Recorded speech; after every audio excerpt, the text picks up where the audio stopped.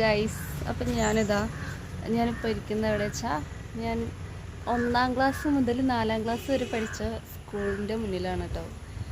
നമ്മൾ ഇവിടെ വന്നപ്പോൾ ഇവിടെ ഒരുപാട് ചെടികൾ ഇവിടെ ഒരു നട്ട് വളർത്തിയിട്ടുണ്ട് കേട്ടോ. കുറേ നാളിന് ശേഷമാണ് ഞാൻ ഇവിടെ വരുന്നത്.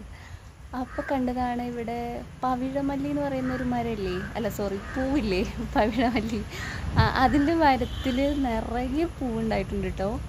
നല്ല ഭംഗിയാണ് അത് കാണാൻ. ഞാൻ പണ്ടൊക്കെ കണ്ടിരുന്നൊരു പൂവാണ്, പക്ഷെ ഇപ്പോൾ ഒന്നും കാണാറില്ല. അപ്പോൾ അത് ഞാൻ കാണിച്ചു തരാം. എങ്ങനെയാണെന്ന് വെച്ചാൽ അതിൻ്റെ ആ ഒരു ഞെട്ടി ഉണ്ടല്ലോ, പൂവിൻ്റെ ഞെട്ട് തന്നെയല്ലേ പറയുക, അതിങ്ങനെ ഒരു ഓറഞ്ച് കളറായിരിക്കും. നല്ല ഭംഗിയാണ് അത് കാണാൻ. വീട്ടിലൊക്കെ വെക്കുകയാണെന്നുണ്ടെങ്കിൽ, അതിൻ്റെ മരം വെക്കുകയാണെങ്കിൽ നല്ല ഭംഗിയായിരിക്കും, എന്നും പൂവുണ്ടാവും. അപ്പോൾ ഞാനത് കാണിച്ചു തരാം. അപ്പോൾ ഇതാണ് കേട്ടോ ആ പവിഴമല്ലി എന്ന് പറയുന്ന പൂവ്.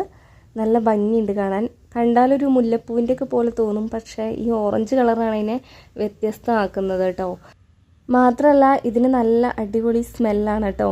ഇതിങ്ങനെ വ്യാപിച്ച് കിടക്കും. ഇതിൻ്റെ ആ ഒരു സ്മെല്ല് നമുക്ക് കുറച്ച് ദൂരത്തു നിന്ന് തന്നെ നമുക്ക് മനസ്സിലാക്കാൻ പറ്റും ഇവിടെ പവിഴമല്ലി ഉണ്ടെന്നുള്ളത്. ഈ ഒരു പൂവിൻ്റെ പ്രത്യേകത എന്താണെന്ന് വെച്ചാൽ, ഇത് വൈകുന്നേരങ്ങളിലാണ് കേട്ടോ വിരിയുക. രാവിലെ ആകുമ്പോഴേക്കും ഇത് കൊഴിഞ്ഞു വീഴും. ഈ ഒരു ചെടിയിൽ നമുക്ക് വിത്ത് കിട്ടും കേട്ടോ. അതുപോലെ നമുക്ക് കമ്പ് വെച്ചിട്ട് നമുക്കിത് മുളപ്പിച്ചെടുക്കാൻ പറ്റും. പണ്ട് ഞാൻ നമ്മുടെ നാട്ടിലുള്ള ഒരു അമ്പലമുണ്ട് കേട്ടോ. അവിടെ അമ്പലത്തിൻ്റെ നടുമുറ്റത്തിൽ ഈ ഒരു ചെടി വെച്ച് പിടിപ്പിച്ചിട്ടുണ്ടായിരുന്നു. അപ്പോൾ ആ സമയത്ത് ഈ പൂക്കൾ ഞാൻ കണ്ടിട്ടുണ്ടായിരുന്നു കേട്ടോ. പക്ഷെ അതിൻ്റെ പേരൊന്നും എനിക്കറിയില്ലായിരുന്നു.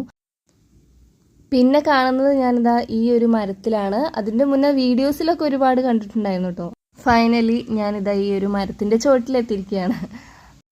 ഇനി ഇതിൻ്റെ ചെടി വേണമെന്നുണ്ടെങ്കിൽ ഓൺലൈനിൽ നിന്നൊക്കെ നമുക്ക് വാങ്ങിക്കാൻ പറ്റും കേട്ടോ.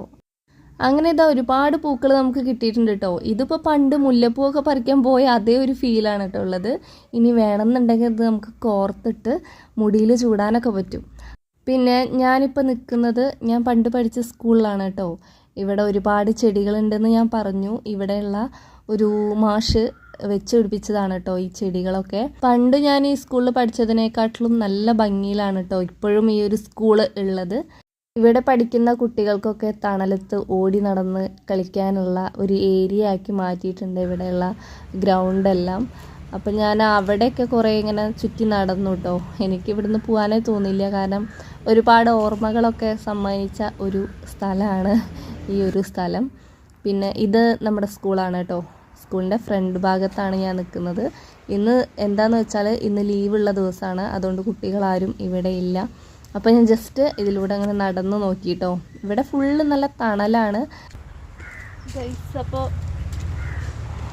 ഞാൻ ഇവിടെ നിന്ന് ഇറങ്ങുവാണ്.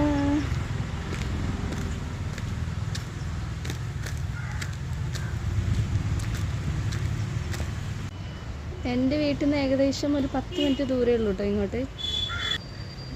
ഇവിടെ വന്നപ്പോൾ പഴയ ഓർമ്മകളൊക്കെ ഇങ്ങനെ വന്നുകൊണ്ടിരിക്കുകയാണ്.